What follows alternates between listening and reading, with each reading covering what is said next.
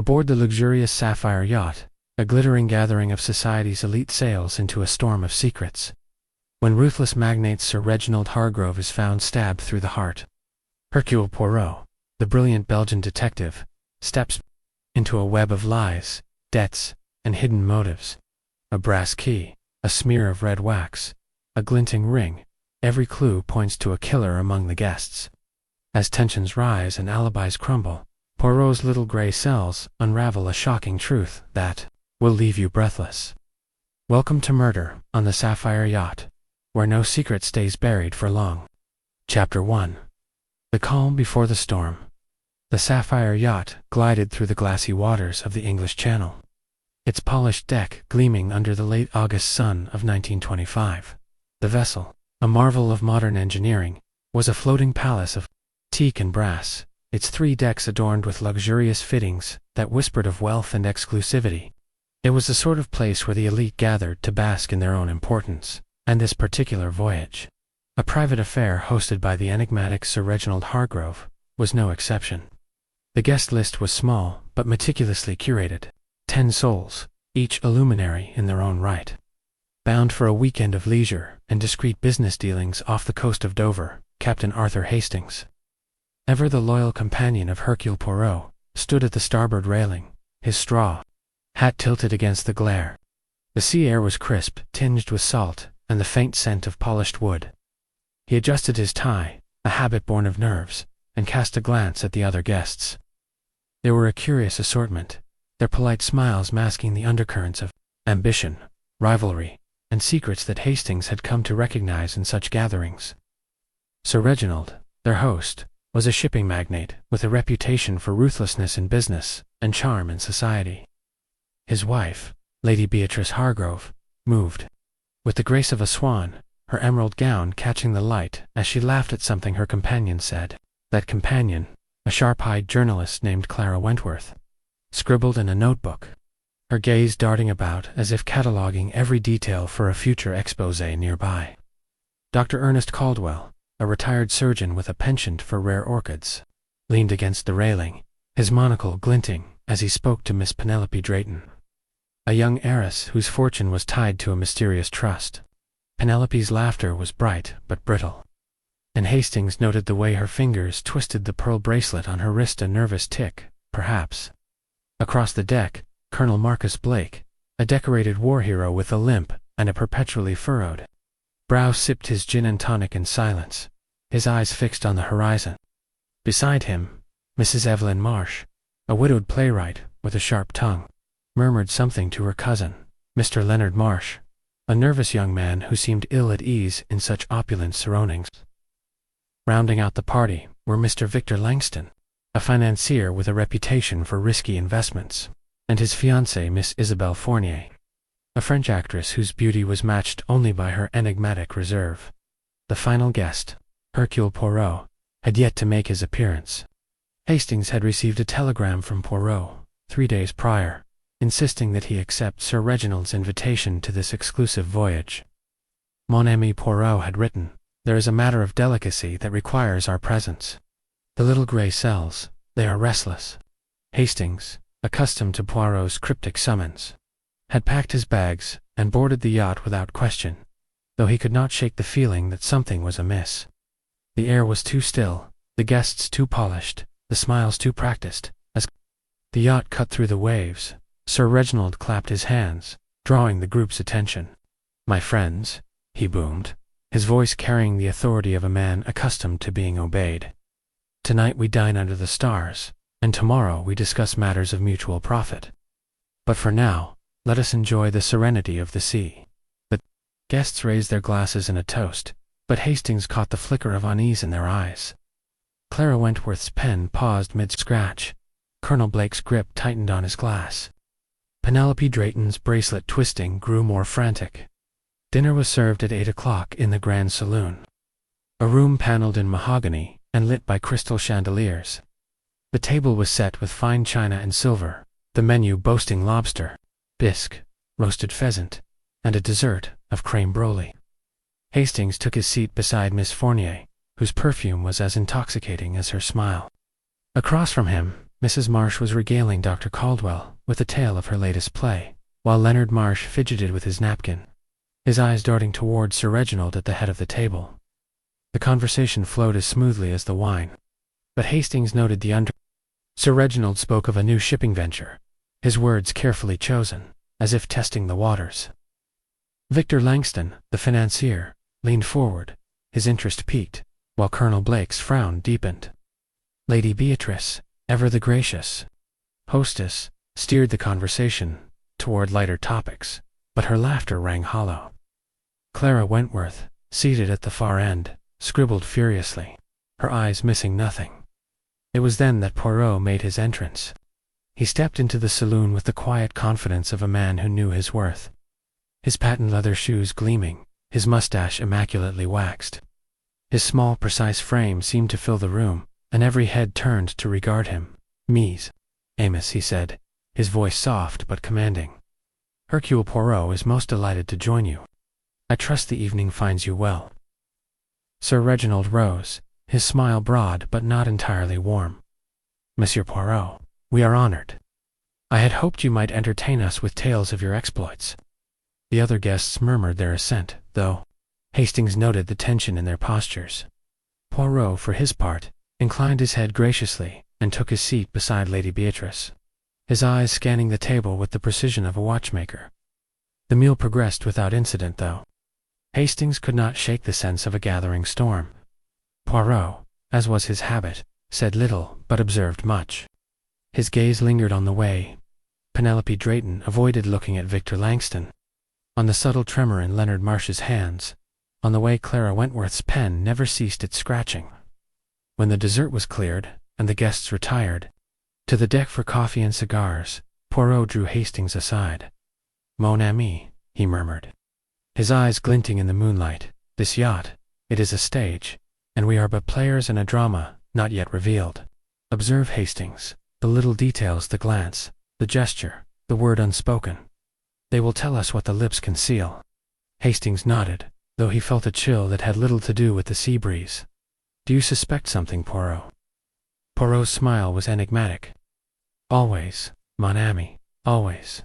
As the guests dispersed to their cabins, the sapphire yacht sailed on, its lights a beacon in the darkness.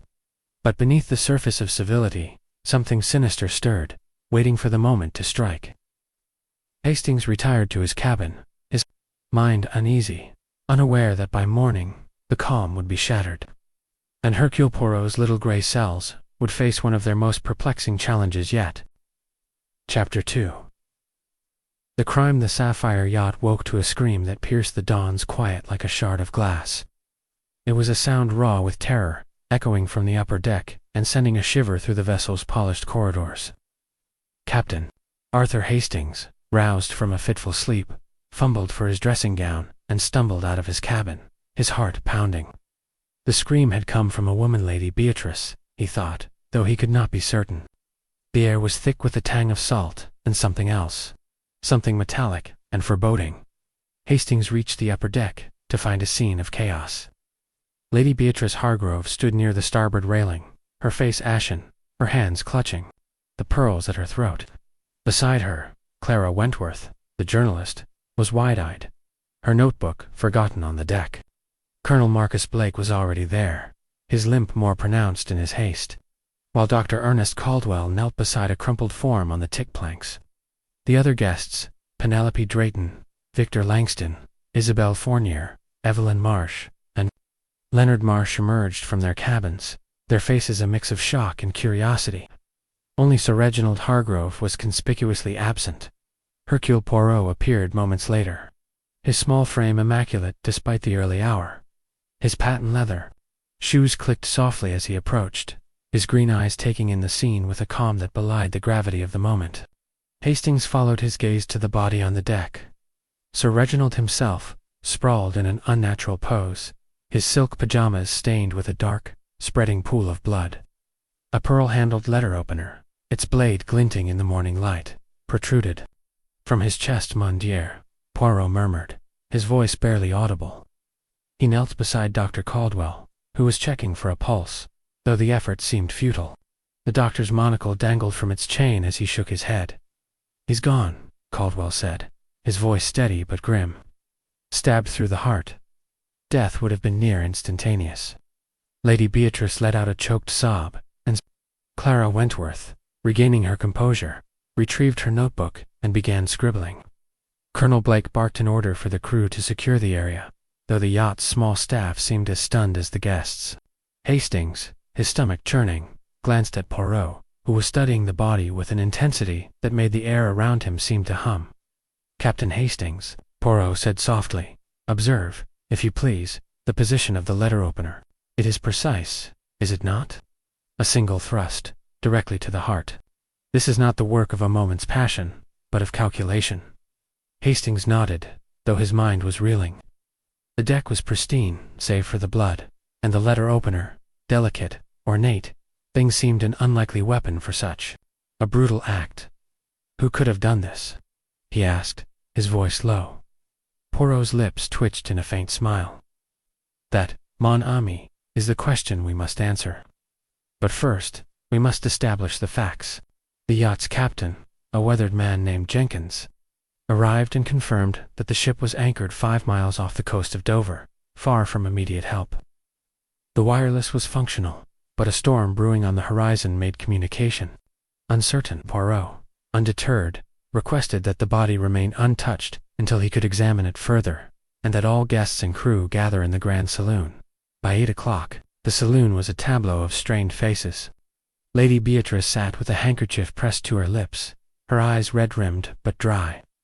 Clara Wentworth's pen moved ceaselessly, her expression one of detached curiosity. Colonel Blake stood ramrod straight, his military bearing unshaken, while Dr. Caldwell adjusted his monocle and murmured about the fragility of life. Penelope Drayton twisted her pearl bracelet, her gaze flickering nervously, toward Victor Langston, who sat with a grim set to his jaw. Isabelle Fournier, the actress, was pale but composed, her hands folded neatly in her lap. Evelyn Marsh whispered something to her cousin Leonard, who looked as if he might bolt at any moment. Poirot stood at the head of the room, his hands clasped behind his back, his mustache a perfect curve. "Madame, et messieurs," he began, his voice cutting through the tension, "a terrible crime has been committed. Sir Reginald Hargrove, our host, is dead murdered, I am certain, by one among us. The Sapphire Yacht is a world unto itself, and within its confines, the truth lies hidden. I, Hercule Poirot, will uncover it." A murmur rippled through the group, but no one protested. Poirot's reputation preceded him, and even in their shock, the guests recognized his authority. He continued, "We must first establish the time of the crime. Dr. Caldwell, you have examined the body. What is your estimation?" Caldwell cleared his throat. "Based on rigor and body temperature, I'd say death occurred between 2 and 4 this morning. The wound is clean, suggesting a single, forceful strike." Poirot nodded. "And who was the last to see Sir Reginald alive?" Lady Beatrice spoke, her voice trembling. "I saw him last night, after dinner. He was in good spirits, discussing his new venture. We retired to our cabin around 11. I took a sleeping draught and heard nothing until her voice broke, and she looked away." Clara Wentworth raised her hand. "I saw him at midnight, on the upper deck. He was alone, smoking a cigar. He seemed preoccupied." Poirot's eyes narrowed. "Preoccupied, Mademoiselle Wentworth? In what way?" Clara hesitated, her pen pausing. He kept looking at his watch, as if waiting for someone. "I didn't stay long." The others offered their alibis, each carefully worded. Colonel Blake had been in his cabin, reading military history. Dr. Caldwell claimed to have been studying his orchid sketches. Penelope Drayton said she'd retired early, as had Victor Langston and Isabelle Fournier. Evelyn Marsh and Leonard had played cards until 11:30, then parted ways. The crew, questioned separately, reported no unusual activity. Though the night steward admitted to hearing footsteps on the deck around 1 o'clock, Poirot listened. His head tilted slightly, as if sifting each word through a fine mesh. Hastings, watching him, knew that behind those sharp green eyes, the little gray cells were already at work, piecing together the puzzle. "We must examine the scene," Poirot declared. "Captain Jenkins, ensure no one approaches the upper deck." Hastings, come with me. Back on the deck, Poirot moved with methodical precision, his gloved hands hovering over the body without touching it. He noted the angle of the letter opener, the lack of defensive wounds, the position of Sir Reginald's cigar, which lay unsmoked a few feet away. A small brass key, half hidden beneath a coil of rope, caught his eye. He retrieved it with a handkerchief, turning it over in the light. Curious, he murmured. This key, it is not for a cabin, perhaps a safe, or something else entirely. Hastings frowned. But who would carry a letter opener at such an hour? And why no struggle? Poirot's smile was enigmatic. Patience, mon ami. The answers lie in the details: the cigar, the key, the footsteps, at 1 o'clock. We return to the saloon now, and we listen.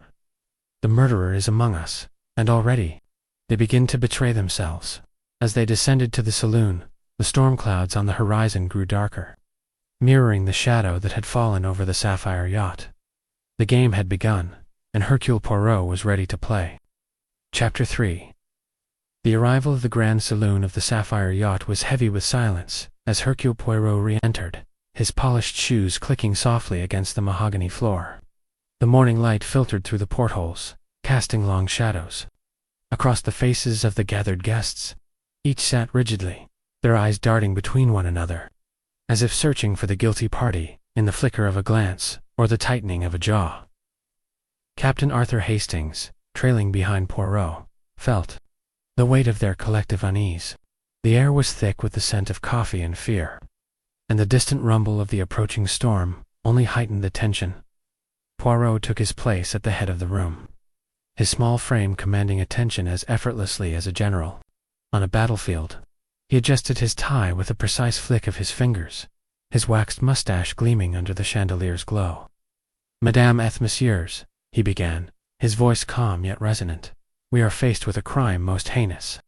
Sir Reginald Hargrove, a man of wealth and influence, lies dead, struck down in the night by a hand that sought to conceal its intent. But fear not, Hercule Poirot is here, and the truth, it cannot hide from the little grey cells." A murmur rippled through the group, but it was Lady Beatrice who spoke first, her voice trembling with indignation.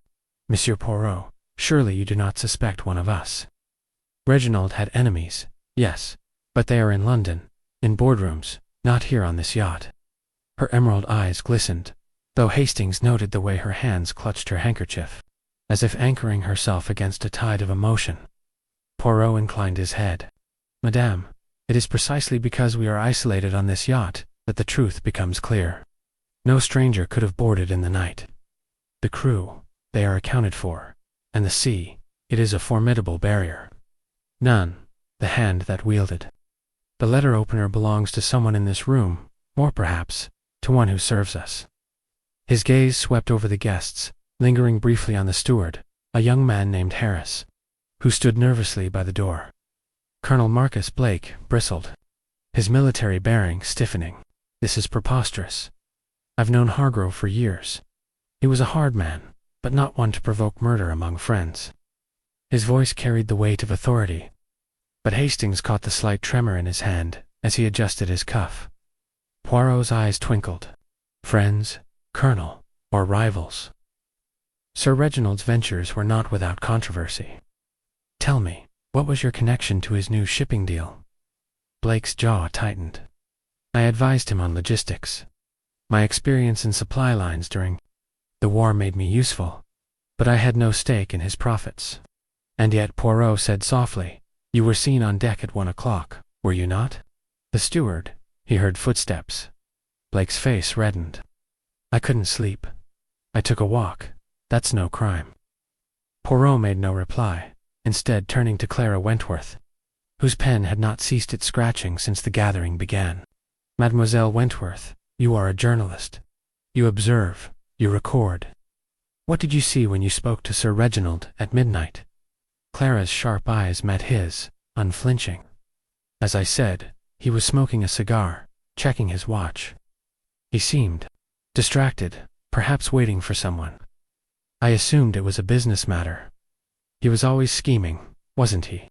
Her tone was cool, almost defiant. and Hastings wondered what she might be hiding behind her reporter's detachment. Poirot nodded, then addressed the group. Each of you will recount your movements from dinner until dawn. Be precise, for time, it is the canvas on which the truth is painted. The alibis came slowly, each guest weighing their words. Dr. Ernest Caldwell claimed to have retired to his cabin after dinner, engrossed in his orchid sketches, until sleep took him at midnight. Penelope Drayton, her voice barely above a whisper, said she had felt unwell and gone to bed early, around 10. Victor Langston and Isabelle Fournier, inseparable as always, insisted they had lingered in the lounge until 11, then retired together. Evelyn Marsh and her cousin Leonard repeated their story of playing cards until 11:30, after which they parted ways. Lady Beatrice, as before, spoke of her sleeping draught, taken at 11, rendering her insensible until the scream awoke her. Poirot listened, his head tilted slightly, his fingers steepled before him. Hastings, watching closely, knew this was when Poirot's mind was most active, sifting through the layers of truth and deception. When the last alibi was given, Poirot rose and paced slowly before the group, his movements deliberate.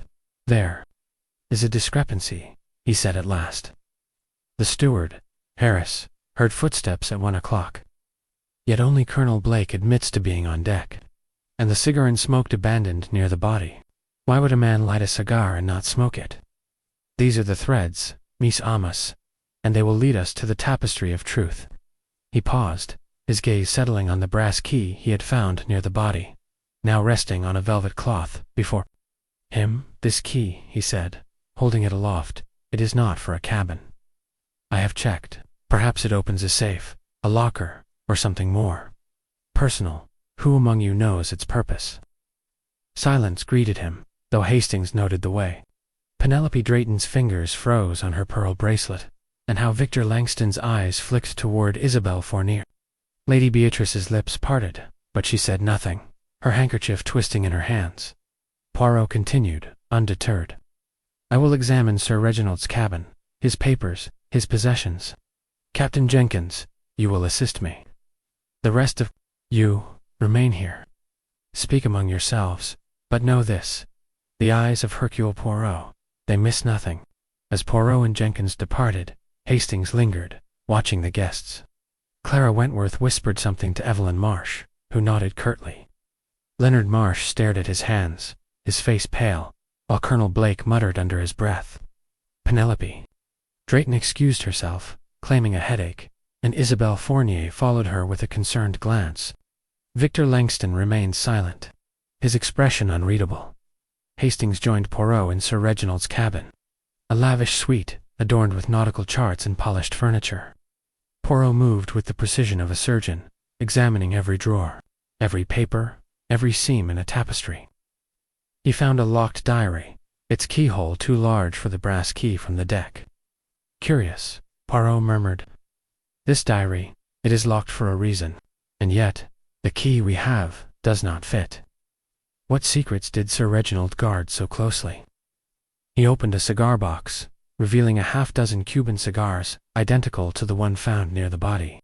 He lit the cigar, Poirot said, but did not smoke it. Why? Because he was interrupted, perhaps. Or because it was a signal, a lure to draw someone to the deck. Hastings frowned. A signal. But who would see it at that hour? Poirot's. The smile was enigmatic. "That, mon ami, is what we must discover. Come." We returned to the saloon. "The murderer, they are watching, waiting for us to falter." But Hercule Poirot does not falter. As they left the cabin, the storm clouds loomed closer, their shadows darkening the yacht. The game was afoot, and Hastings knew that Poirot's arrival had set the wheels of justice in motion. But the truth, like the sea itself, was deep and treacherous, and the next clue would bring them closer to its heart. Chapter 4. The questions begin. The Grand Saloon of the Sapphire. Yacht was a crucible of tension as Hercule Poirot began his interrogations. The storm clouds, now closer, cast a muted light through the portholes, lending an air of foreboding to the polished wood and crystal chandeliers. The guests sat in a semicircle, their postures rigid, their eyes flickering with a mix of apprehension and defiance. Captain Arthur Hastings, seated near Poirot, noted the subtle signs of unease. The way Penelope Drayton's fingers twisted her pearl bracelet, the faint tremor in Leonard Marsh's hands, the calculated stillness of Isabelle Fournier. The air was thick with the scent of cigar smoke and nervous anticipation, and the distant rumble of thunder underscored the gravity of the moment. Poirot stood before the group, his small frame radiating authority, his green eyes sharp as they scanned each face. "Madame et messieurs," he said, his voice precise and measured, "a murder has been committed. And the truth, it hides among you like a shadow in the fog. I, Hercule Poirot, will uncover it, but to do so, I must ask questions that may discomfort you. Be truthful, for lies, they tangle like a poorly knotted rope, and I am most adept at untying such knots." He began with Lady Beatrice Hargrove, whose pale face and red-rimmed eyes suggested a widow's grief, though Hastings wondered if there was more beneath her polished exterior. "Madame," Poirot said, his tone gentle but probing, "you say you took a sleeping draught at 11 and heard nothing until the scream at dawn. Yet your cabin is near the upper deck, where your husband was killed. Is it possible, perhaps, that you stirred in the night?" Lady Beatrice's lips trembled, but her voice was firm. "I assure you, Monsieur Poirot, the draught was strong. Dr. Caldwell prescribed it himself. I slept soundly until Clara's scream woke me." She glanced at the journalist, who sat with her notebook open, her pen poised. Poirot nodded, turning to Dr. Ernest Caldwell. "And you, doctor, you confirm this prescription?" Caldwell adjusted his monocle, his expression composed. "Indeed, I prescribed a mild sedative for Lady Beatrice. She has suffered from insomnia since certain business pressures arose. It would have rendered her insensible for at least 6 hours." "Most interesting," Poirot murmured, his gaze lingering on Caldwell's steady hands. "And you, doctor, you were in your cabin, sketching orchids, until midnight. Did you hear nothing? No footsteps? No voices?" Caldwell shook his head. "My cabin is on the lower deck, far from the upper deck. I heard nothing but the sea." Eyes flicked to Clara Wentworth, whose pen had not ceased its scratching. "Mademoiselle Wentworth, you saw Sir Reginald at midnight, smoking a cigar, checking his watch. You say he seemed preoccupied. Did he speak to you of his plans for the night?" Clara's lips curved in a faint smile, though her eyes were guarded. "He said only that he had matters to attend to. I assumed it was business. Sir Reginald was always plotting his next venture. I returned to my cabin shortly after." "And yet," Poirot said, his voice soft but piercing, "your cabin is also near the upper deck. You heard nothing at 1 o'clock, when the steward reported footsteps." Clara's pen paused. "I'm a light sleeper, but I heard nothing unusual. The yacht creaks, notes, an old habit of mine to tune out such noises."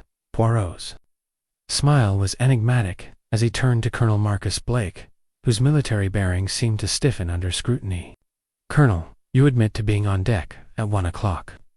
Did you see Sir Reginald, or anyone else?" Blake's jaw tightened.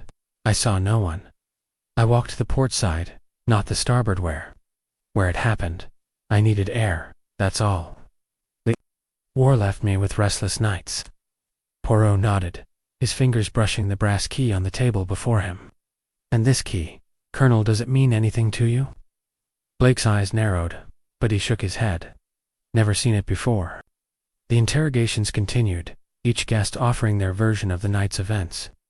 Penelope Drayton, her voice barely audible, repeated her claim of retiring early, though her eyes avoided Victor Langston, who sat with a grim expression. Langston and Isabelle Fournier confirmed their alibi of lingering in the lounge until 11, their hands entwined as if to anchor each other. Evelyn Marsh, her sharp tongue softened by the moment, spoke of her card game with Leonard, who nodded nervously, his eyes darting to the door as if longing to flee. Poirot's questions were relentless, yet polite, probing not just for facts, but for the emotions beneath them. Hastings, watching closely, marveled at how Poirot seemed to sense the unspoken Clara's hesitation, Blake's defensiveness, Penelope's fear. When the steward, Harris, was called, he stammered through his account of hearing footsteps at 1 o'clock but seeing no one. It was dark, "Sir," he said, his hands twisting. "I thought it was just a guest, restless like." Poirot dismissed Harris with a nod, then turned to the group. "Let us consider the timeline. Sir Reginald was seen at midnight by Mademoiselle Wentworth. Footsteps were heard at 1 o'clock. He was dead by 4, perhaps earlier. This leaves a window of opportunity, and within it, someone struck. But why the letter opener? It is not a weapon one carries by chance. And the cigar, unsmoked, why lighted only to discard it? He held up the brass key, its surface catching the light. This key, it is a puzzle within a puzzle. It does not fit the diary in Sir Reginald's cabin, nor any door on this yacht. Yet it was found near the body. Someone dropped it, perhaps, in haste. Who among you knows its purpose? Silence greeted him, though Hastings noted the way Isabel Fournier's fingers tightened around Langston's, and how Leonard Marsh's gaze dropped to the floor. Lady Beatrice's handkerchief was now a crumpled ball, and Clara Wentworth's pen moved faster, as if racing to capture every nuance. Poirot paced slowly, his voice taking on a rhythmic cadence. The murderer. They are clever, but not clever enough. They leave traces: the key, the cigar, the absence of struggle. Sir Reginald was not surprised by his killer. He knew them, trusted them, perhaps. This is why the little grey cells, they worked tirelessly, piecing together the fragments. He paused, his eyes sweeping the room. "I will inspect the upper deck once more, and I ask that you remain here. Speak, reflect, but know this. The truth, it is like the tide did, cannot be held back forever." As Poirot and Hastings left the saloon, the storm broke, rain lashing the yacht with a ferocity that mirrored the tension within. On the upper deck, Poirot examined the scene again, his gloved hands tracing the railing where Sir Reginald had fallen. He paused at a small smear of wax on the deck, barely noticeable amidst the bloodstains. "Curious," he murmured, scraping it into a vial. "This wax, it is not from a candle. Perhaps a seal, or something more personal." Hastings frowned. "Wax. But what could it mean?" Poirot's smile was faint. "Patience, mon ami. The pieces, they fall into place, but slowly. We return to the saloon, and we watch. The murderer, they grow nervous, and in their nervousness, they will betray themselves." As they descended, the yacht rocked beneath the storm's assault, and Hastings felt a chill that had little to do with the weather. Poirot's questions had stirred the pot, and the answers, though elusive, were beginning to surface. The game was deepening, and the little grey cells were ready for the challenge. Chapter 5. The red herrings. The storm battered the sapphire yacht, its waves rocking the vessel as rain drummed against the portholes of the grand saloon.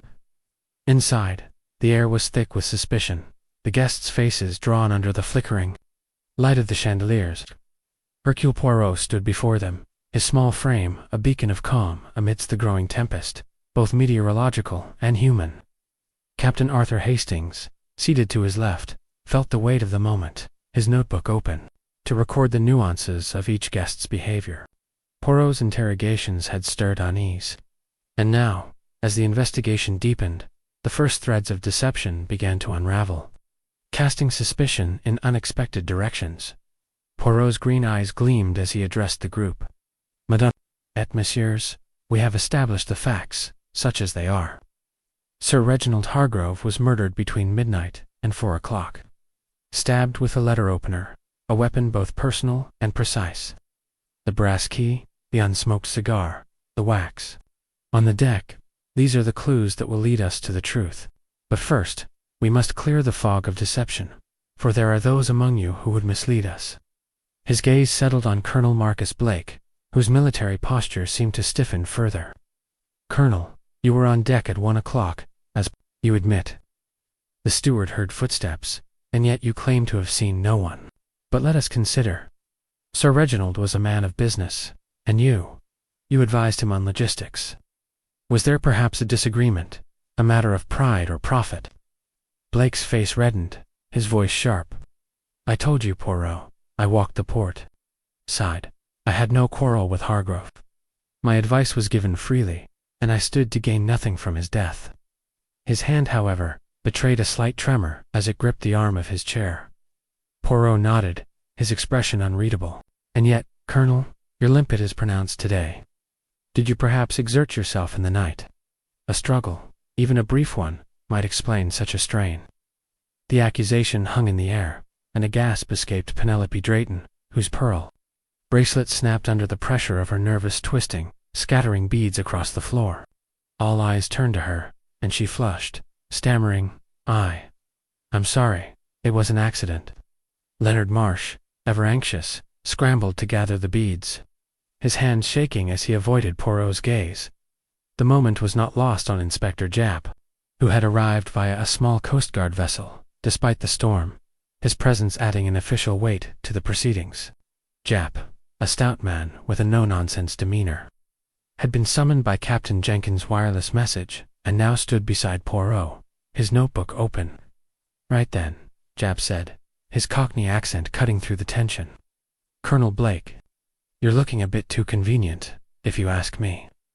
On deck at the right time, military training, and a limp that's worse today. Care to explain? Blake's eyes flashed. I've nothing to hide. I walked the deck because I couldn't sleep. My limp flares up in damp weather, ask Dr. Caldwell. Caldwell adjusted his monocle, nodding. It's true, Inspector. Arthritis can worsen in such conditions. I've treated the Colonel for it myself. Japp grunted, unconvinced, and Poirot raised a hand. Mercy, Doctor. But let us not be too quick to dismiss.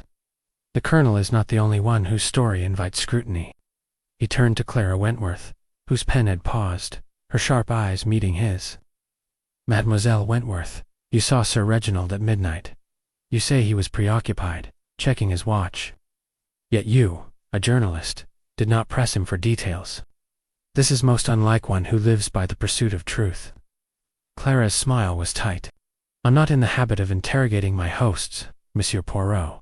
He seemed in no mood for questions, so I left him be. And yet, Poirot continued, your notebook, it is filled with observations. You wrote during dinner, during our gathering this morning. What did you write about Sir Reginald last night? Clara hesitated, then flipped open her notebook. I noted his mood, restless, distracted. He mentioned a delicate matter, but gave no details. I assumed it was about his new venture. Japp leaned forward. A delicate matter, eh? Sounds like motive to me. Maybe you were digging for a story, Miss Wentworth, and Hargrove didn't like it. Clara's eyes narrowed. I'm a journalist, not a murderer. My job is to report, not to kill. Poirot's lips twitched in a faint smile. And yet, the truth, it is often uncomfortable. Let us consider another possibility. He turned to Victor Langston, whose grim expression had not softened. Monsieur Langston, you are a financier, and Sir Reginald's new venture was of interest to you. Did you perhaps meet him on deck to discuss terms? A disagreement, perhaps, that turned fatal. Langston's jaw tightened, but his voice was steady. I was with Isabel until 11, then in my cabin. I had no reason to harm Hargrove. His venture was risky, yes, but I hadn't committed funds yet. Isabel Fournier nodded, her voice soft but firm. It's true, Monsieur Poirot. We were together. Victor would never do such a thing. Poirot's eyes lingered on their clasped hands, then moved to Evelyn Marsh, who had been unusually silent. Madame Marsh, you and your cousin played cards until 11:30, yet you are a woman of sharp wit. Did you notice nothing unusual in Sir Reginald's behavior at dinner? Evelyn's eyes gleamed with a hint of defiance. He was his usual self, charming, commanding, a touch ruthless. I saw nothing to suggest. He'd be dead by morning. Leonard Marsh, beside her, nodded vigorously, his voice high. That's right. We played cards, then I went to bed. I heard nothing, saw nothing. Poirot's gaze softened, but his tone remained probing. Monsieur Marsh, you are nervous. Why? Is there something you wish to tell Hercule Poirot? Leonard paled, shaking his head. No, nothing. I don't like this, that's all. Japp scribbled in his notebook, muttering, nervous. Types always have something to hide. He turned to Poirot. This Blake fellow and Miss Wentworth, They're our best bets so far. Footsteps at one. A journalist sniffing around smells like trouble. Poirot raised a hand. Patience, mon ami. The obvious. It is often the deceptive. The Colonel and Mademoiselle Wentworth. They are convenient, yes, but the truth, it lies deeper. He held up the brass key. Its surface dull in the dim light. This key, it does not fit the diary or any lock we have found. Yet it was dropped near the body. And the wax perhaps a sealed letter, a hidden document. We must search. Further. He dismissed the group, instructing them to remain on the yacht, and led Hastings and Japp to Sir Reginald's cabin. There Poirot examined the locked diary again, its leather cover worn but sturdy. The key does not fit, he murmured, but there is another lock, perhaps a safe, hidden in this opulent suite. They searched, and behind a nautical chart, Poirot found a small wall safe, its lock too large for the brass key. Another mystery, he said, his eyes gleaming. But the wax, the cigar, the Cathay, point to a plan, a rendezvous gone wrong. Hastings frowned. You think someone lured Hargrove to the deck? Poirot nodded. Oui, mon ami. The cigar was a signal, perhaps, or a distraction. The murderer, they are clever, but they have left traces. We must watch, listen, and wait for the next mistake. As they returned to the saloon, the storm raged on, and Hastings felt the net tightening. Colonel Blake and Clara Wentworth were easy suspects, but Poirot's instincts told him the truth lay elsewhere, hidden in the shadows of motive and opportunity. The red herrings had been cast, but the little gray cells were ready to reel in the truth. Chapter 6. A clue in detail. The storm raged on, its fury rocking the sapphire yacht, as Hercule Poirot stood on the upper deck, his overcoat flapping in the wind. The rain had ceased momentarily, leaving the tick planks slick and gleaming under the gray sky. Captain Arthur Hastings stood beside him, clutching his hat against the gusts, his eyes fixed on Poirot's meticulous examination of the murder scene. Inspector Japp, ever practical, had retreated to the saloon to review his notes, leaving Poirot to pursue what he called the little details that whispered the truth. The air was heavy with salt and the faint, lingering scent of blood, and Hastings felt a chill that went beyond the weather. Poirot knelt beside the spot where Sir Reginald Hargrove's body had lain, now marked only by a faint stain, as the crew had moved the body to a makeshift morgue below deck. His gloved fingers traced the grain of the wood, pausing at the smear of wax he had noted earlier. This wax, he murmured, it is not from a candle, Nan. It is too smooth, too deliberate. Perhaps a sealing wax, used for a letter or a package. But why here, on the deck, near the body? Hastings frowned, peering at the spot. Could it have been dropped by accident? Perhaps Sir Reginald was carrying something sealed. Poirot's eyes gleamed. Possible, mon ami, but unlikely. Sir. Reginald was in his pajamas, with no pockets for such an item. No, this wax. It was left by the murderer, or by someone who met him here. He produced the small vial containing the wax scrapings, holding it to the light. It is red, with a faint sheen. A quality wax, not common. We must inquire if any guest possesses such a thing. They moved to the railing, where the unsmoked cigar had been found. Poirot picked up a small piece of ash, barely visible against the wood. The cigar, he said. It was lit, but not smoked. Why? Because Sir Reginald was interrupted, perhaps, or because it was a signal to draw someone to this spot. But there is more. He pointed to a faint scratch on the brass railing, barely an inch long, its edges sharp and fresh. This mark, it was not here yesterday. Something struck the railing, a ring, perhaps, or a tool. The letter opener, it is too delicate for such a mark, but it suggests a struggle, however brief. Hastings shook his head, but there were no defensive wounds on Sir Reginald. Dr. Caldwell said the strike was clean. Precisement, Poirot said, his voice low. The absence of struggle tells us much. Sir Reginald knew his killer, trusted them enough to stand close, to turn his back perhaps. The letter opener was a weapon of opportunity, but the act, it was planned. They returned to the Grand Saloon, where the guests sat in uneasy silence, their eyes darting as Poirot entered. Inspector Japp looked up from his notebook, his expression skeptical. "Found anything, Poirot? Or are you still chasing shadows?" Poirot's smile was faint. "Shadows, Inspector, often reveal the shape of the truth. I have found a clue. Small one, but significant." He held up the vial of wax. "This wax, found near the body, is not from a candle. It is sealing wax, of a fine quality. Who among you uses such wax for letters or documents?" The question hung in the air, met with blank stares and subtle shifts in posture. Lady Beatrice's handkerchief twisted tighter, her voice sharp. "Sealing wax. I haven't used such a thing in years. It's old-fashioned." Clara Wentworth's pen paused, her eyes narrowing. "I use wax for personal correspondence, but mine is blue, not red. You can check my cabin if you like." Poirot nodded. "Merci, mademoiselle, and the rest of you." Victor Langston spoke, his voice clipped. "I deal in contracts, but everything's typed and filed. No wax." Isabelle Fournier nodded in agreement, her expression serene but unreadable. Colonel Blake, Dr. Caldwell, and Evelyn Marsh all denied using sealing wax, while Penelope Drayton shook her head silently, her eyes fixed on the floor.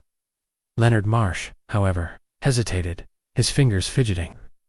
I might have some, in my writing case, but it's green, I think."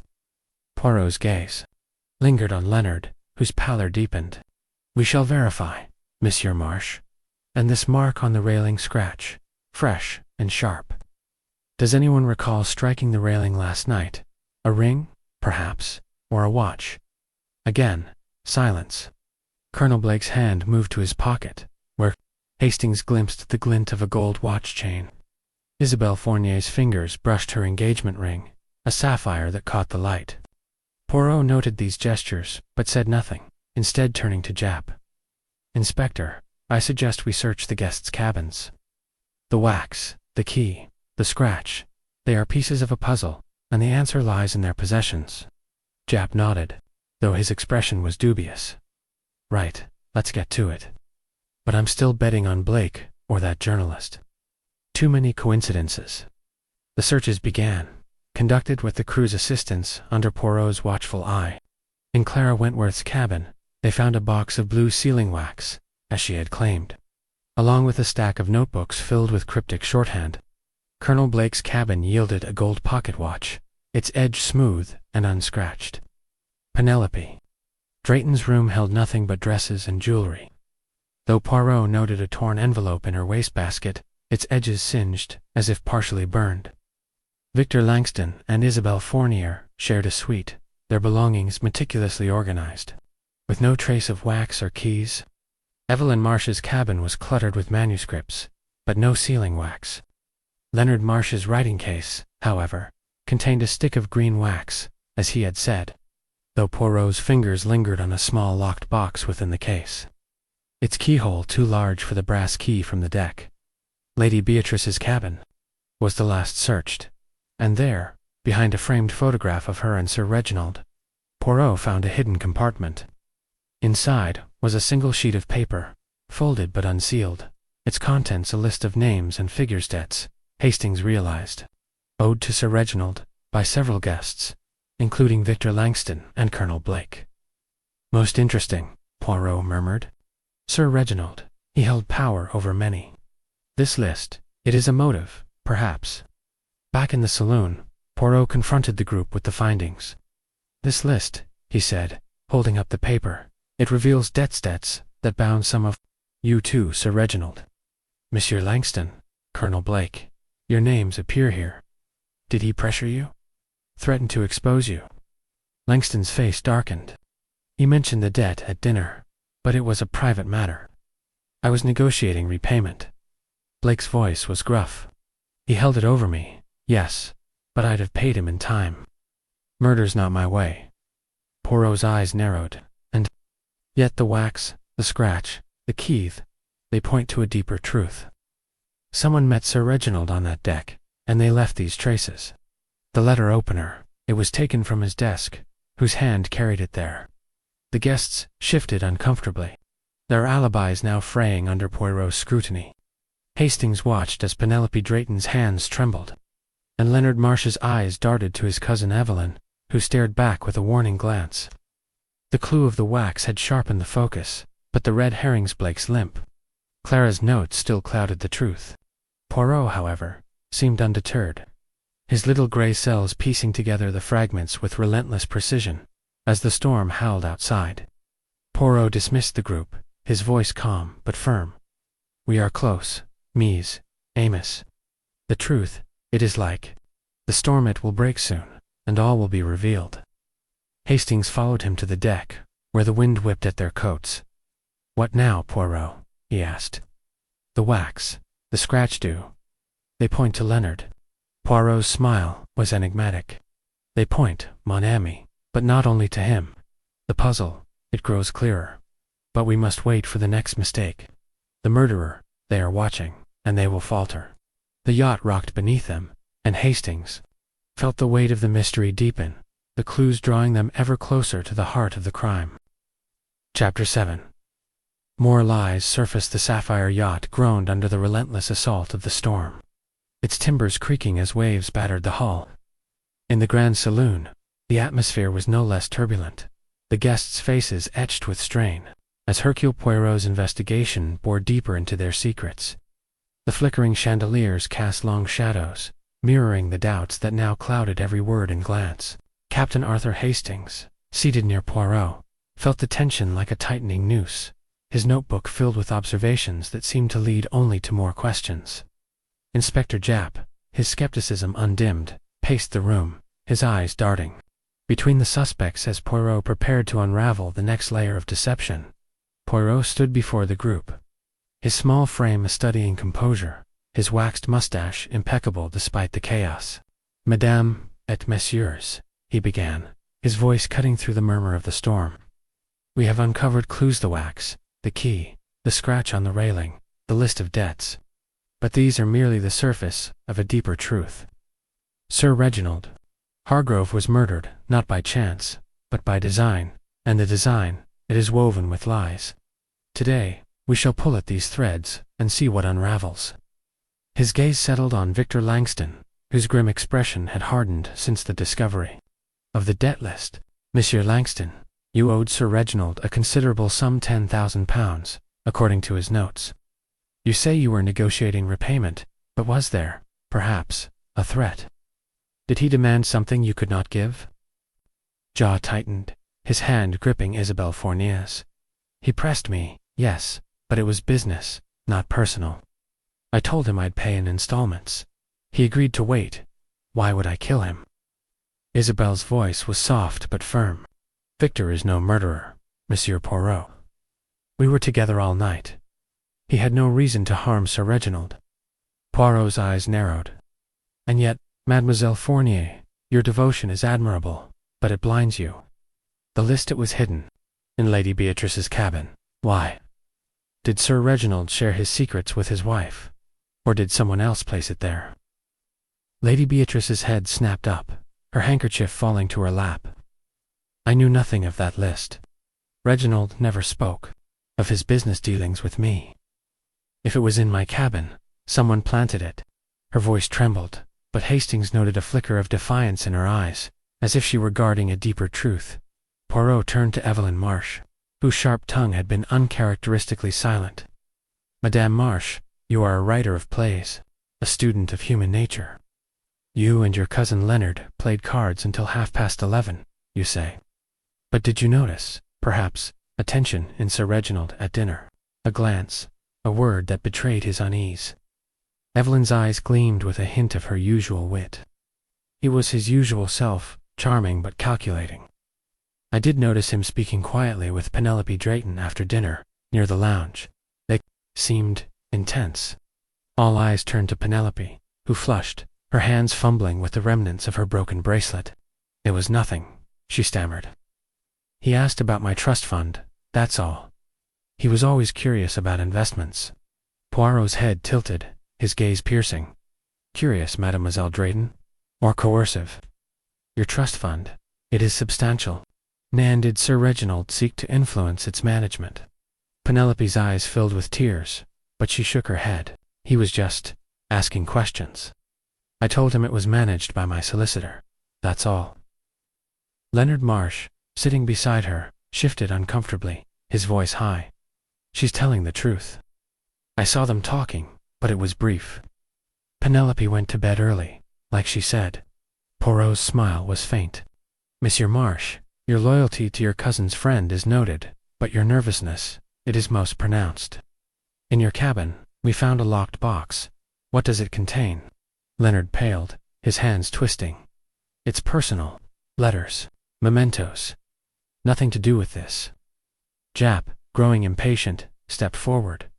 Open it, Marsh, or we'll do it for you. We're not playing games here. Leonard hesitated, then produced a small key from his pocket. Not the brass key from the deck, but a smaller one. He unlocked the box, revealing a bundle of letters tied with string. Poirot examined them, his gloved fingers careful. These letters, he said. They are from Sir Reginald to you, Monsieur Marsh. They speak of a debt not of money, but of obligation. What did he hold over you? The room fell silent, the only sound the storm's howl. Leonard's voice was barely audible. He helped me years ago, after a scandal. I was young, foolish. He covered it up, but he never let me forget.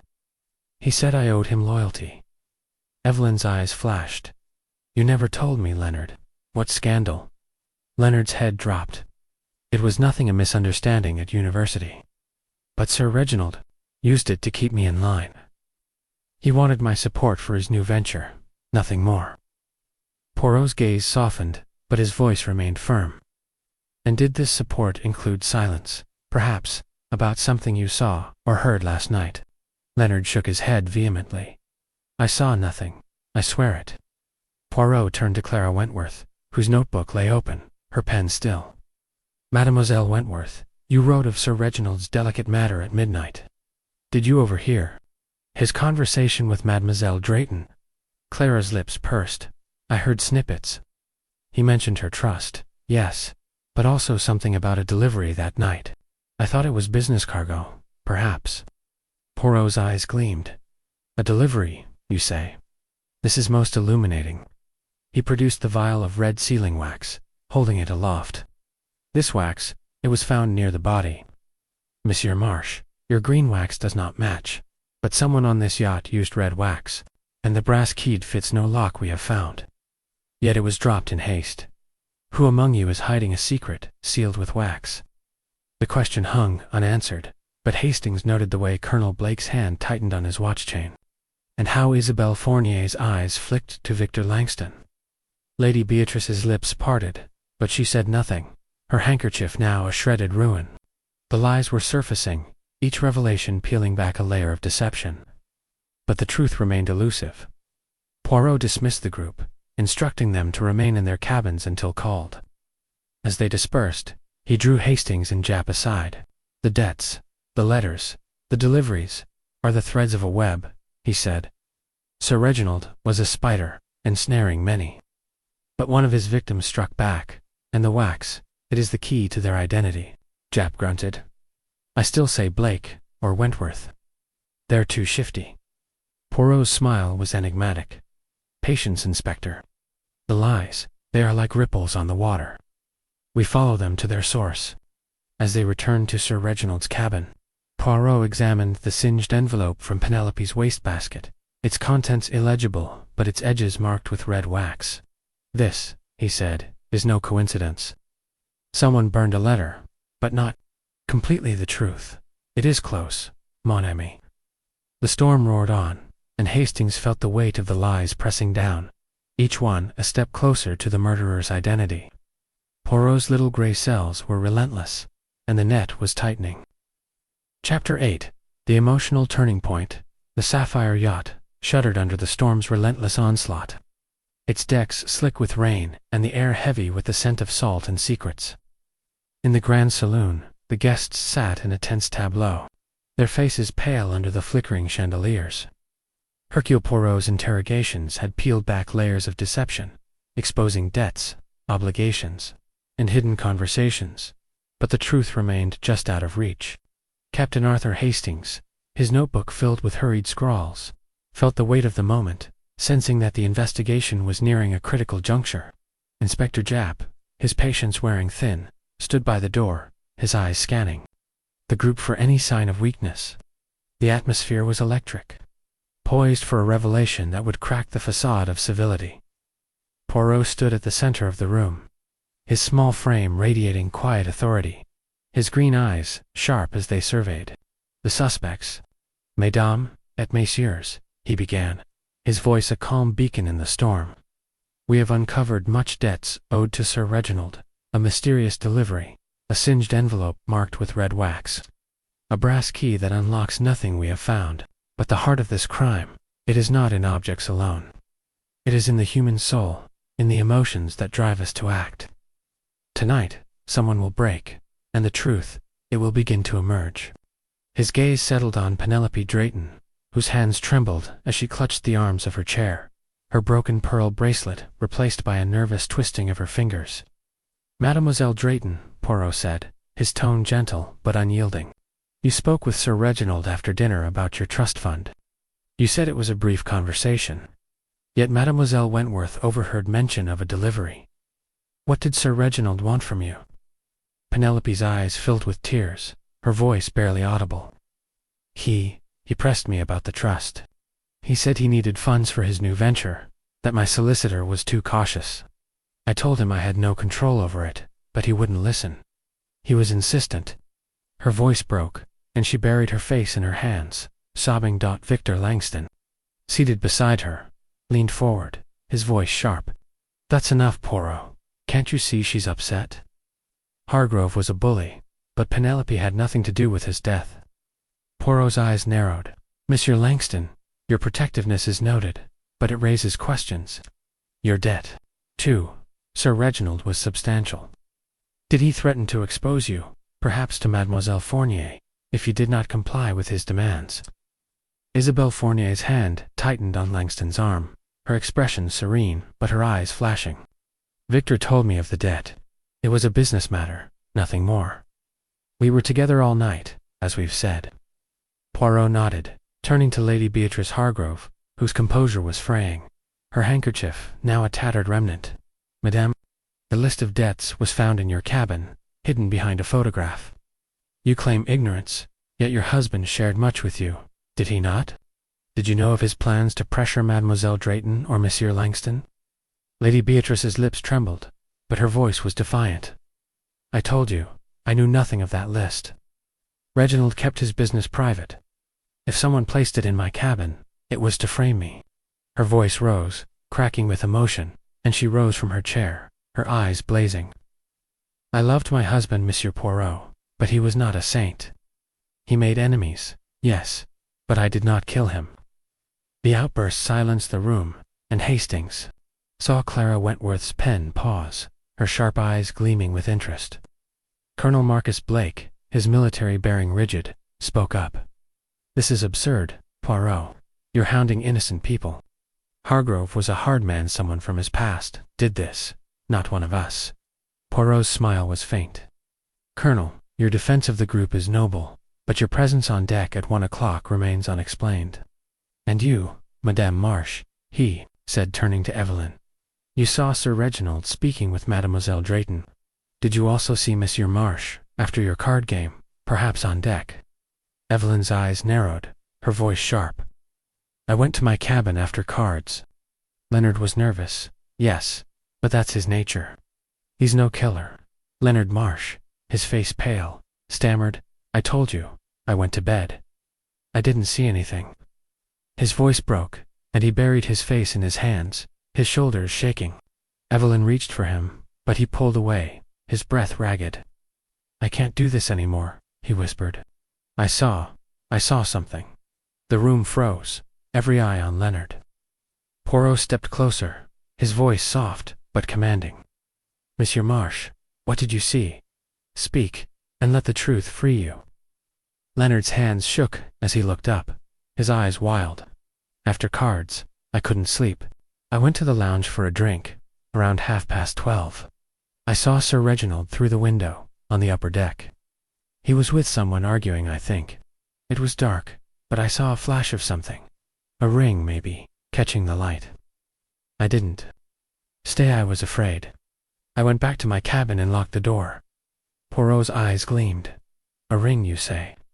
And the figure, who was it? Leonard shook his head, his voice barely a whisper. I couldn't see. It was too dark, and I didn't want to know. I swear, that's all I saw. Japp stepped forward, his notebook open. Why didn't you say this before, Marsh? That's withholding evidence. Evelyn's voice was sharp. He was scared, Inspector. Can't you see that? Leonard's no murderer. He's barely able to handle a card game without trembling. Poirot raised a hand, silencing the room. Monsieur Marsh, your confession is a step toward the truth. A ring, a flash of light, this is significant. And the wax, the key. They point to a secret meeting, a plan gone wrong. He turned to the group, his voice rising. Someone on this yacht met Sir Reginald on that deck. They argued, they struck, and they left traces: the wax, the key, the scratch. Who wears a ring that might betray them? Isabelle Fournier's hand moved instinctively to her sapphire engagement ring, then stilled. Colonel Blake's gold watch. Chain glinted as he shifted. Penelope Drayton's hands were bare, but her eyes darted to Victor Langston. The room crackled with tension.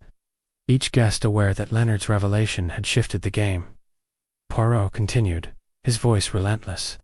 The singed envelope in Mademoiselle Drayton's wastebasket, marked with red wax, it suggests a letter, burned in haste. Who wrote it? Who received it? And the brass key, why was it dropped near the body? These are not accidents, miss. They are the footprints of a murderer. Lady Beatrice rose again, her voice breaking. Enough, I can't bear this. Reginald was cruel sometimes, yes, but he didn't deserve this. If you must know, he told me he was meeting someone that night, a business matter, he said. I didn't ask who. I took my draft and slept. That's all I know. Poirot's gaze softened, but his mind was racing. Merci, Madame, your honesty. It brings us closer. A meeting, a ring, a letter, the pieces, they align. He dismissed the group, instructing Japp to guard the saloon. As the guests dispersed, Hastings followed Poirot to the deck, where the storm's fury seemed to mirror the turmoil within. Leonard's confession, Hastings said. It changes everything. A ring, could it be Isabelle's? Poirot's smile was enigmatic. Perhaps, mon ami, but the heart of this crime is not in the ring alone. The wax, the key, the delivery. They point to a secret Sir Reginald guarded, and someone killed to protect it. We are close, Hastings, very close. The yacht rocked beneath them, and Hastings felt the weight of Leonard's words, the crack in the facade that promised more revelations. The emotional turning point had been reached, and the truth was within reach if only they could grasp it. Chapter 9. The trap. The storm's fury had subsided to a restless drizzle, cloaking the sapphire yacht in a grey mist that mirrored the unease within its grand saloon. The guests sat in a tense semicircle, their faces drawn, their eyes flickering with suspicion and dread. Hercule Poirot, his small frame radiating an almost theatrical calm, stood before them, his hands clasped behind his back, his waxed mustache a perfect curve. Captain Arthur Hastings, seated to his right, felt the air crackle with anticipation, his notebook open but untouched, as Poirot prepared to set a trap that would ensnare the murderer. Inspector Japp, his skepticism tempered by grudging respect, stood by the door, his arms crossed, ready to act on Poirot's signal. Mesdames et messieurs, Poirot began, his voice soft, yet commanding. We stand at the precipice of truth. Sir Reginald Hargrove was murdered, struck down by a letter opener, on this very yacht, in the dark hours of the night. We have uncovered debts, secrets, a singed envelope, a brass key, a smear of red wax, and a scratch on the railing. We have heard of a meeting, an argument, a flash of a ring. These are not mere fragments, they are the threads of a tapestry. And tonight, I, Hercule Poirot, will weave them together. He paused, his green eyes sweeping the room, lingering on each guest. Lady Beatrice, her handkerchief shredded. Clara Wentworth, her pen still. Colonel Blake, his jaw tight. Dr. Caldwell, adjusting his monocle. Penelope Drayton, her hands trembling. Victor Langston and Isabelle Fournier, their fingers entwined. Evelyn Marsh, her eyes sharp. And Leonard Marsh, pale and fidgeting. The tension was palpable, a coiled spring waiting to snap. Poirot held up the brass key. It surfaced dull in the chandelier's light. "This key," he said, "found near the body, fits no lock we have discovered. Yet it was dropped in haste. Perhaps as the murderer fled. And the red wax sealing, wax, not from a candle, found beside Sir Reginald. It matches the wax on a singed envelope in Mademoiselle Drayton's wastebasket. Someone burned a letter, but not completely. Why?" He turned to Penelope, whose face paled. "Mademoiselle Drayton, you spoke with Sir Reginald about your trust fund. You claim it was a brief conversation. But Mademoiselle Wentworth overheard mention of a delivery. Was this delivery a letter, perhaps sealed with red wax?" Penelope's voice trembled. I don't know about any letter," he asked.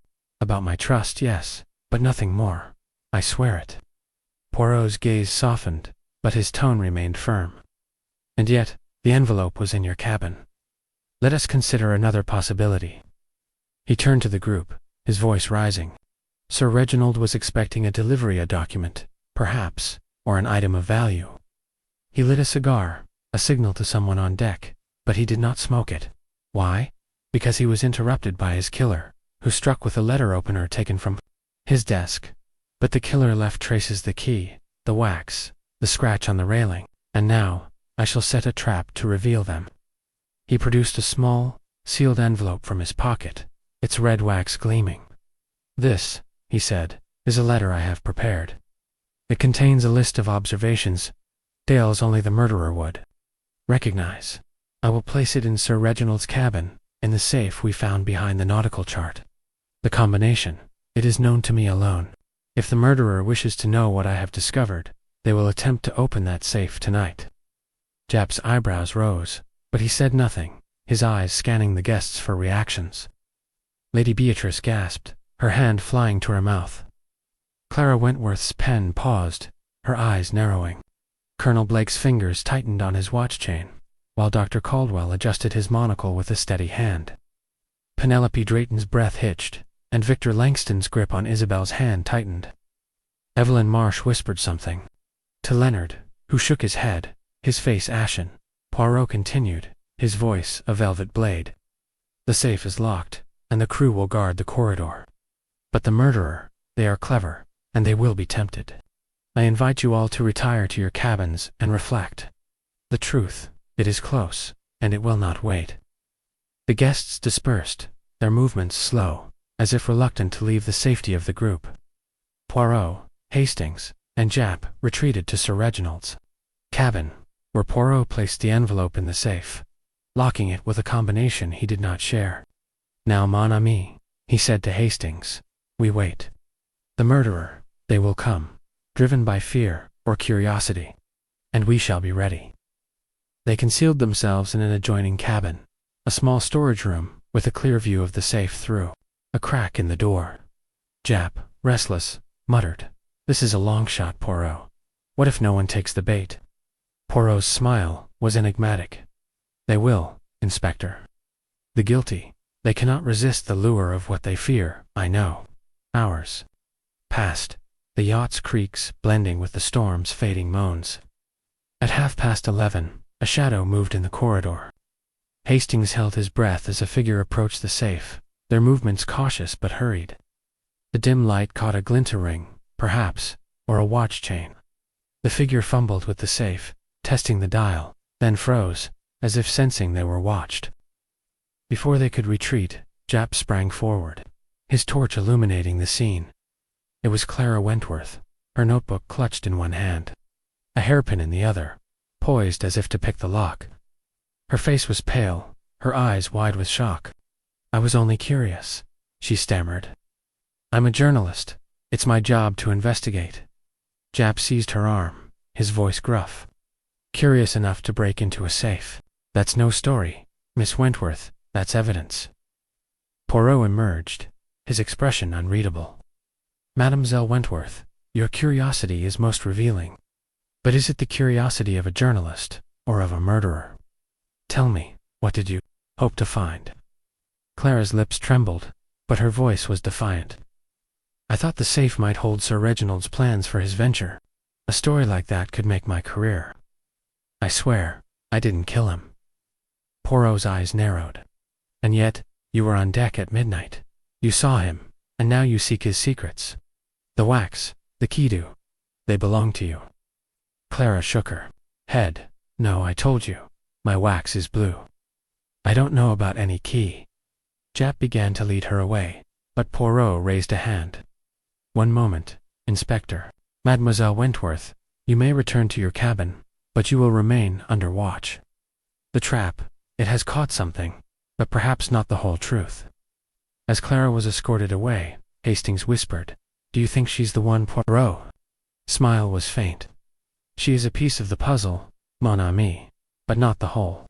The trap has revealed her desperation, but the murderer, they are still among us. The ring, the wax, the key, they point to another. We are close, Hastings, very close. The yacht rocked gently now, the storm's rage spent, but the tension aboard was far from over. Poirot's trap had sprung, and the emotional cracks were widening, promising a revelation that would shake the Sapphire yacht to its core. Chapter 10. The grand saloon of the Sapphire yacht was bathed in the pale light of dawn, the storm having retreated to leave an eerie calm. The guests sat in a tense circle, their faces etched with exhaustion and dread, as Hercule Poirot prepared to unveil the truth behind Sir Reginald Hargrove's murder. The air was heavy with the scent of polished wood and lingering fear, the chandeliers casting soft shadows that seemed to dance with the secrets of the night. Captain Arthur Hastings, his notebook clutched tightly, felt his heart race, knowing that Poirot's meticulous mind had pieced together the puzzle. Inspector Japp stood by the door, his arms crossed, his skepticism replaced by anticipation. The moment of revelation had arrived. Poirot stood at the center of the room, his small frame commanding, his green eyes gleaming with the clarity of truth. Mesdames et messieurs, he began, his voice steady and resonant, a crime most foul was committed on this yacht. Sir Reginald Hargrove was struck down by a letter opener. His life ended in a moment of calculated betrayal. The clues, the brass key, the red wax, the unsmoked cigar, the scratch on the railing, the singed envelope, have led us through a labyrinth of lies. But now, the little gray cells of Hercule Poirot have found the path to the truth. He held up the brass key, its dull surface catching the light. This key, found near the body, was our first enigma. It fits no lock, we discovered, yet it was dropped in haste. The red wax, sealing wax of fine quality, was found on the deck and on a singed envelope in Mademoiselle Drayton's wastebasket. The cigar, lit but unsmoked, suggested a signal or an interruption. The scratch on the railing spoke of a ring or a tool, and the list of debts, hidden in Lady Beatrice's cabin, revealed motives aplenty. But it was Monsieur March's argument, a flash of a ring that set the stage for the final act. Poirot's gaze swept the room, lingering on each guest. Lady Beatrice, her eyes red-rimmed. Clara Wentworth, her notebook closed. Colonel Blake, his jaw tight. Dr. Caldwell, his monocle steady. Penelope Drayton, her hands trembling. Victor Langston and Isabelle Fournier, their faces pale. Evelyn Marsh, her eyes sharp. And Leonard Marsh, his shoulders hunched. Let us reconstruct the night, Poirot continued. Sir Reginald was expecting a delivery document, perhaps sealed with red wax. He lit a cigar at midnight, a signal to someone on deck, as Mademoiselle Wentworth observed. He was waiting, checking his watch, preoccupied. At 1 o'clock, footsteps were heard, and Monsieur Marsh saw him arguing with a figure, a ring glinting in the dark. By 4 o'clock, Sir Reginald was dead, stabbed with a letter opener from his desk, a weapon of opportunity, but used with precision. He turned to Clara Wentworth, whose attempt to open the safe had marked her as suspicious. Mademoiselle Wentworth, you sought the contents of the safe, believing it held Sir Reginald's secrets. Your curiosity was that of a journalist, but it clouded your judgment. You are not the murderer, but your actions helped us see the truth. Clara's shoulders sagged, relief mingling with defiance. I told you, I only wanted a story. Poirot nodded, then turned to Colonel Blake. "Colonel, your presence on deck at 1 o'clock made you a convenient suspect. Your limp, your debt to Sir Reginald, these were red herrings. But they distracted from the true motive. You did not kill him." Blake's face relaxed slightly, though his eyes remained wary. Poirot's gaze shifted to Penelope Drayton, whose trembling hands betrayed her fear. "Mademoiselle Drayton, the singed envelope in your cabin suggested a secret, but it was not yours. You were pressured by Sir Reginald about your trust fund, but you did not strike the fatal blow." Penelope's tears fell, her voice a whisper. "Thank you, Monsieur Poirot." Poirot's eyes hardened as he turned to Victor Langston and Isabelle Fournier. "Monsieur Langston, your debt to Sir Reginald was a heavy burden, but it was Mademoiselle Fournier who held the key to this crime, quite literally." He held up the brass key, his voice rising. "This key, it unlocks a small box in your shared cabin, Mademoiselle Fournier. A box containing a letter, sealed with red wax, written by Sir Reginald. Shall I tell you what it said?" Isabelle's face paled, her hand clutching her sapphire engagement ring. Langston's grip on her tightened, his voice sharp. "What are you implying, Poirot?" "Isabelle was with me all night." "Nan," Monsieur Poirot said, his tone unyielding.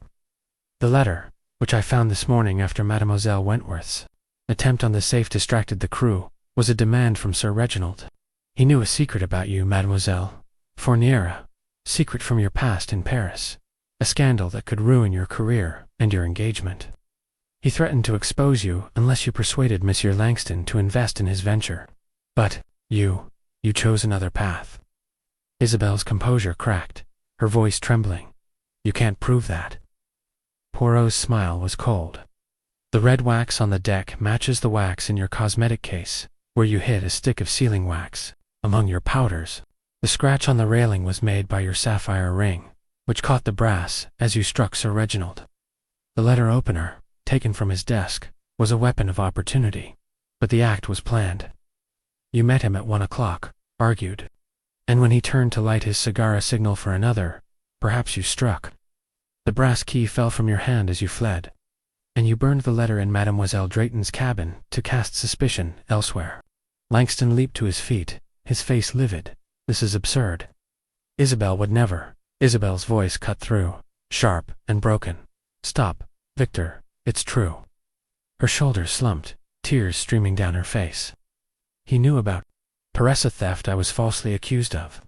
He said he'd tell everyone, ruin me, unless I convinced you to invest. I couldn't let him destroy us. I went to talk, to beg, but he laughed, turned away. I grabbed the letter opener, and she buried her face in her hands, sobbing." The room was silent, the guests frozen in shock. Japp stepped forward, his voice gruff. "Isabelle Fournier, you're under arrest for the murder of Sir Reginald Hargrove." Poirot raised a hand. "One moment, Inspector. The letter, it was the motive, but the key, the wax, the ring, they confirmed it. Mademoiselle Fournier, your fear drove you to act, but your carelessness betrayed you." As Japp led Isabelle away, Langston following in stunned silence, the guests dispersed, their faces a mix of relief and horror. Hastings turned to Poirot, his voice low. "How did you know, Poirot? The key, the wax, it was so subtle." Poirot's eyes twinkled. "The little grey cells, mon ami. They see what others miss, the contradiction, the detail, the human heart. The trap, it was not just the safe, but the pressure of truth itself." The yacht sailed on, its course set for Dover, where justice would take its course. The truth had been revealed, and Poirot's genius had prevailed once more. Chapter 11. The Reflection. The sapphire yacht glided toward Dover, its polished decks gleaming under a sky now cleared of storm clouds. The morning air was crisp, carrying the faint tang of salt and the promise of land. In the grand saloon, the guests sat in subdued silence, their faces marked by the weight of Isabelle Fournier's confession. The chandeliers, no longer flickering, cast a steady glow, but the atmosphere remained heavy with the aftershock of truth. Hercule Poirot, his small frame impeccable in a tailored suit, stood by a porthole, his green eyes distant yet sharp, as if still tracing the threads of the mystery. Captain Arthur Hastings, seated nearby, felt a mix of relief and unease, his notebook closed. The case resolved, but its echoes lingering. Inspector Japp, his duty done, was preparing to escort Isabel ashore, his gruff demeanor softened by the resolution of the crime. Poirot turned to the group, his voice quiet but resonant. Mesdames et messieurs, the tragedy of Sir Reginald Hargrove's death is concluded. Mademoiselle Fournier has confessed, driven by fear of exposure and a desperate need to protect her future. The brass key, the red wax, the scratch on the railing, these were the silent witnesses to her act. But now, as we approach the shore, I, Hercule Poirot, must reflect on the nature of this crime, for it is in understanding the human heart that we prevent such tragedies. Lady Beatrice Hargrove, her eyes red but dry, spoke first, her voice steady despite her grief. Monsieur Poirot, you've brought justice, but at what cost? My husband was not a kind man, but he deserved better than this. Her hands, now, free of the shredded handkerchief, clasped tightly in her lap, a gesture of resolve. Poirot inclined his head. Madame, your loss is profound, and yet, Sir Reginald's actions set this tragedy in motion. He wielded power through debts, secrets, and threats like a weapon. Mademoiselle Fournier was his victim, but she chose a path of violence. The little grey cells, they seek not only to solve, but to understand. Clara Wentworth, her notebook, open but untouched, looked up, her sharp eyes softened. I knew people, Monsieur Poirot, but I missed this. Isabel seemed so composed. How did you see through her? Poirot's smile was faint. The composure, mademoiselle, it was her mask. But the clues, the wax matching her cosmetic case, the scratch from her sapphire ring, the key to her locked box, they spoke louder than her words. The human heart, it betrays itself in the smallest details. Colonel Marcus Blake, his military bearing less rigid, cleared his throat. I misjudged you, Poirot. I thought you were chasing shadows, but you saw what we couldn't. Still, I can't help but feel Hargrove brought this on himself. Poirot nodded. Colonel, you are correct. Sir Reginald's greed and manipulation sowed the seeds of his fate. His list of debts, his pressure on Mademoiselle Drayton, his hold over Monsieur Marsh, these were the sparks that ignited the fire. But murder, it is never justified. Penelope Drayton, her hands steady for the first time, spoke softly. I was so afraid he'd ruin me, but I didn't act. Isabel, she must have felt trapped. Her voice held a note of pity, and Hastings noted the absence of her usual nervous tic. Oui, mademoiselle, Poirot said. Fear is a powerful force, but it is the choices we make in its grip that define us. Mademoiselle Fournier chose a path of destruction, and now she faces the consequences. Evelyn Marsh, her sharp wit muted, glanced at her cousin Leonard, who sat hunched, his face pale. Leonard told the truth in the end, she said. He saw something, and it nearly broke him. You pushed him to it, Poirot, but I'm glad. He's free of Hargrove's shadow now. Leonard looked up, his voice tremulous. I was so scared, Monsieur Poirot. Sir Reginald held that scandal over me for years. I didn't kill him, but I hated him. Does that make me guilty too? Poirot's gaze softened. Nan, Monsieur Marsh. Guilt lies in action, not feeling. You spoke the truth, and that is courage. Hold to it. Dr. Caldwell, adjusting his monocle, added, a grim business, this. I've seen death, but not like this. Your method, Poirot, it's surgical, in its way. Poirot's lips twitched. Mercy, doctor. The mind, it must be precise, like the scalpel, to cut through deception. Japp, preparing to depart, grunted. You've done it again, Poirot. I was sure it was Blake or Wentworth, but you saw the truth. That trap with the safe clever, even if it only caught a nosy journalist. Poirot's eyes twinkled. The trap, Inspector, was not only for Mademoiselle Wentworth. It was to stir the conscience, to make the guilty feel the net closing. Mademoiselle Fournier's fear drove her to act, and her act betrayed her. As the guests began to disperse, their voices low, Poirot drew Hastings aside, his expression thoughtful. Mon ami, this case. It reminds us of the fragility of trust. Sir Reginald built a world of control, but it crumbled under the weight of his own actions. We must learn from this, yes. Hastings nodded, his mind still reeling from the reveal. You saw it all. Poirot, the ring, the wax, the key. But what made you certain it was Isabel? Poirot's smile was enigmatic. The little grey cells, Hastings. They saw the contradiction in her composure, so perfect, yet her ring, it matched the scratch. The wax, hidden in plain sight. The key, dropped in panic. And her love for Langston, it was her strength and her weakness. She killed to protect it, but she could not hide from the truth. The yacht neared Dover, its lights a beacon in the morning mist. The guests prepared to disembark, their lives forever altered by the events aboard. Poirot, ever the observer, stood by the railing, his gaze on the horizon. The sea, it keeps its secrets, mon ami, but the human heart, it cannot. We go now, to rest, but the little grey cells, they are always ready for the next challenge. Hastings followed him below deck, the weight of the mystery lifting but leaving behind a lingering question. What other secrets lay hidden in the hearts of men? The sapphire yacht sailed on, its story concluded, but Poirot's quiet exit was a promise of more truths to uncover. Chapter 12. The departure of the sapphire yacht lay anchored off the coast of Dover, its sleek silhouette softened by the morning mist that clung to the English Channel.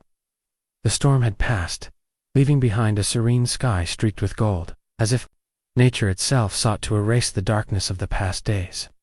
The guests, their faces drawn with the weight of truth, prepared to disembark, their bags packed and their spirits subdued. Hercule Poirot, his small frame immaculate in a tailored overcoat, stood on the upper deck, his green eyes fixed on the distant shore.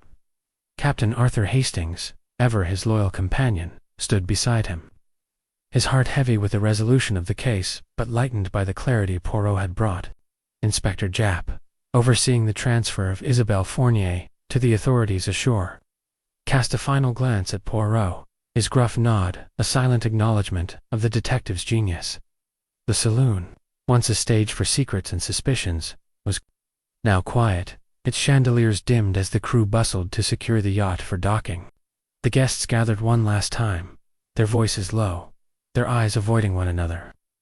Lady Beatrice Hargrove, clad in widow's black, stood apart, her composure restored but her eyes hollow with loss. Clara Wentworth, her notebook tucked away, seemed almost chastened, her journalistic zeal tempered by the near accusation she had faced. Colonel Marcus Blake, his military bearing intact, adjusted his watch chain, his expression one of quiet relief. Dr. Ernest Caldwell, his monocle glinting, murmured to Penelope Drayton, whose hands no longer trembled, her fear replaced by a fragile resolve. Evelyn Marsh and her cousin Leonard stood close, their bond strengthened by the ordeal, though Leonard's pallor lingered. Victor Langston, alone now, his face etched with grief and betrayal, stared out a porthole, his thoughts unreadable. Poirot turned to Hastings, his voice soft but resonant. Mon ami, the sapphire yacht has been a microcosm of the human condition. Ambition, fear, love, and betrayal, all confined within its polished walls. The case is closed, but its lessons, they remain. Hastings nodded, his notebook tucked into his pocket, its pages filled with the details of a mystery now solved. You saw it all, Poirot, the ring, the wax, the key. But what struck me most was Isabelle's confession. She seemed so broken, yet she acted with such precision. Poirot's lips twitched in a faint smile. The heart, Hastings, it is both fragile and fierce. Mademoiselle Fournier killed to protect her love, her future, but her precision betrayed her. The sapphire ring, it scratched the railing. The red wax, it matched her cosmetic case. The brass key, it unlocked her secret. These were not accidents, but the footprints of a desperate soul. Lady Beatrice approached, her voice steady but low. Monsieur Poirot, I owe you my thanks. You've brought justice, though it cannot bring Reginald back. I knew he was ruthless, but I never imagined it would lead to this. Poirot inclined his head. Madame, your husband's actions set a chain in motion, but you are not to blame. You must find peace in the truth, however painful. Clara Wentworth, lingering nearby, spoke up, her tone subdued. "I was wrong to pry into that safe, Monsieur Poirot. I thought I was chasing a story, but I nearly lost myself." "How did you?" "No, it wasn't me." Poirot's eyes twinkled. "Your curiosity, mademoiselle, is that of the observer, not the actor. Your blue wax did not match the red, and your presence on deck at midnight was noted, but not at 1 o'clock. The trap it was, to flush out the guilty, and you were merely curious." Colonel Blake, his limp less pronounced in the calm, added, "I thought you had me pegged, Poirot." "That limp, the debted looked bad, didn't it?" "Oui, Colonel," Poirot said. "You were a convenient suspect, but your honesty about your movements cleared you. The scratch on the railing, it was not from your watch chain, but from a ring of sapphire, to be precise." Penelope Drayton, her voice soft, said, "I was so afraid, Monsieur Poirot. Sir Reginald's questions about my trust fund, I thought I'd be next. Thank you for seeing the truth." Poirot's gaze softened. "Mademoiselle, your fear was real, but your innocence was clear. The singed envelope, it was placed in your cabin to mislead, but the little gray cells, they see through such deceptions." Evelyn Marsh, her sharp wit returning, glanced at Leonard, who managed a weak smile. "You pushed us all, Poirot, and it saved Leonard. He's free of Hargrove's shadow now." Leonard nodded, his voice steadier. "I was terrified, but telling you what I said helped. I'll never forget it." Dr. Caldwell adjusted his monocle, his tone thoughtful. "Your method, Poirot, it's like dissecting a puzzle. I've seen precision in surgery, but this was remarkable, merci," Dr. Poirot said. "The mind, it must be precise, like the scalpel, to cut through the lies." Jap, returning from arranging Isabel's transfer, grunted. "You've done it again, Poirot. I was sure it was Wentworth or Blake, but you saw right through to Fournier. That trap with the safe brilliant, even if it caught the wrong fish at first." Poirot's smile was enigmatic. The safe inspector was merely the bait. The true trap was the pressure of truth, which Mademoiselle Fournier could not withstand. Her love for Langston, it drove her to kill, but her carelessness, it betrayed her. As the yacht docked, the guests began to disembark, their steps slow, their lives forever altered by the events aboard. Victor Langston lingered, his eyes on the sea, his voice low. "I loved her, Poirot. How could I not see it?" Poirot placed a hand on his shoulder. "Love, monsieur, it blinds us, but it also binds us. You must find a way to move forward." With a final nod to the group, Poirot and Hastings descended to the gangway, the shore bustling with officials and curious onlookers. The sapphire yacht, its secrets laid bare, stood as a silent witness to the drama that had unfolded. Poirot paused, his gaze on the horizon, his voice soft. "The sea, mon ami, it washes away much, but the truth, it endures. We go now to London, to rest, but the little gray cells, they are never at rest." Hastings smiled, the weight of the mystery lifting as they stepped onto the dock. "You'll never change, Poirot. What's next?" Poirot's eyes twinkled. "Another puzzle, perhaps, or a quiet cup of tisane. But for now, we depart, and we carry the lessons of the sapphire yacht with us." As they walked away, the yacht faded into the mist, its story complete. But Poirot's quiet departure promised more mysteries to unravel, more truths to reveal.